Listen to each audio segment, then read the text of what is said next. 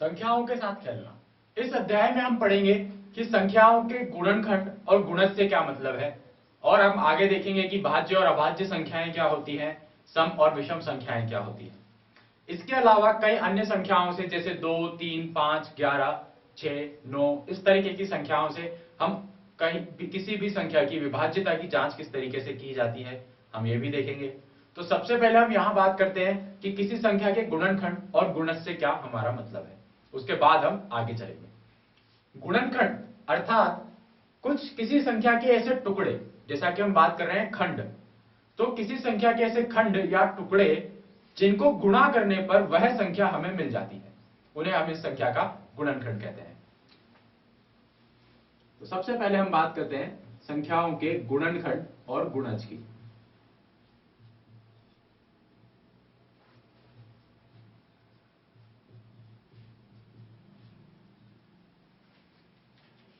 गुणनखंड ज्ञात करने के लिए हम एक संख्या लेते हैं 4। इस संख्या को हमारी पूरी गिनती से हम भाग देते हैं, यानी कि 1, 2, 3 और 4, ऐसे गिनती से लगातार हम इसको भाग देके देखते हैं।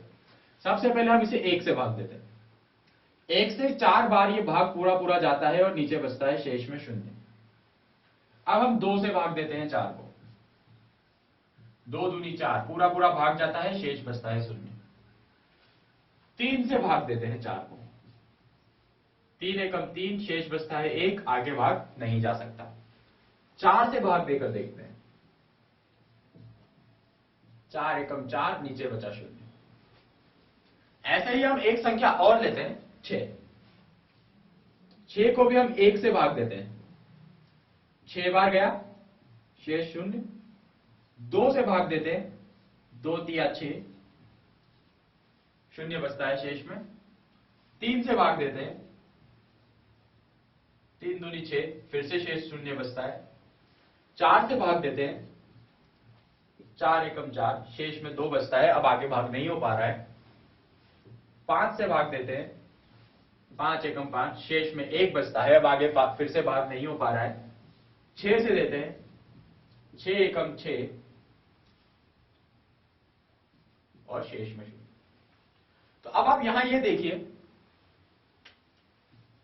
इस जगह पर और इस जगह पर, और नीचे वाले भाग में 1, 2, 3 और 4, इस जगह पर, इन सभी जगहों पर शेष में बच रहा है 0। बाकी सब जो जगह है वहां शेष में 0 नहीं बच रहा है। इन तीनों में, बाकी जो आप भाग देख रहे हैं, इन सब में शेष 0 बचता है। शेष या 0 बचने का मतलब कि भाग पूरा पूरा जा रहा है, पूरा पूरा यहां विभाजन हो रहा है। तो जब किसी संख्या से हम एक अन्य संख्या का पूरा पूरा विभाजन कर सके, तो हम कहते हैं कि ये जो है 1, 2 या 4, ये इस संख्या के गुणनखंड। किसी संख्या के गुणनखंड वो होते हैं जो उस संख्या को पूरा पूरा भाग दे दे, अर्थात गुणनखंड वो संख्याएं हैं जिनसे अगर हम भाग दें उस संख्या को, तो विभाजन में शेष कुछ ना बचे, 0 ही बचना चाहिए। तो फिर से एक बार बोले गुणनखंड की परिभाषा, कि गुणनखंड वो संख्याएं हैं जिनसे यदि एक संख्या को भाग दिया जाए तो भाग पूरा पूरा चला जाए या कुछ भी शेष ना बचे। आप देख सकते हैं 4 का गुणनखंड 1, 2 और 4 है, क्योंकि ये इसको पूरा पूरा भाग देते हैं। अब 6 के लिए देखिए, 6 का गुणनखंड 1, 2, 3 और 6 है। क्यों? क्योंकि ये इसको पूरा पूरा भाग दे देते हैं। और ये 6 का गुणनखंड नहीं है, 5 भी 6 का गुणनखंड नहीं है, 3, 4 का गुणनखंड नहीं है। क्यों? क्योंकि ये इसको पूरा पूरा भाग नहीं देते, शेष में कुछ ना कुछ छोड़ देते हैं, तो ये इसके गुणनखंड नहीं हो सकते।